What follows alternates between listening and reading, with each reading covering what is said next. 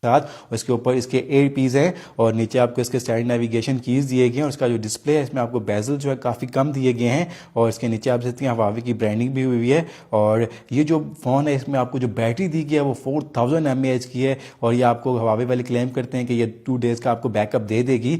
और इसके अलावा ये जो फ़ोन है इसमें आपको जो चिपसेट दी गई है वो है Qualcomm Snapdragon 450 की इसमें आपको चिपसेट दी गई है और इसमें आपको जो एंड्रॉयड वर्जन दिया गया है वो लेटेस्ट 8.1 ओरियो है और इसमें आपको इमोशन यूआई मिलती है Huawei की अपनी 8.2 है। और इसके अलावा इसमें आपको जो रैम है आपको ऑलरेडी बता चुका हूँ 3 GB रैम और 32 GB इसकी बिल्ट इन स्टोरेज दी गई है। इसकी स्टोरेज को आप बढ़ा भी सकते हैं विद माइक्रो SD कार्ड के साथ।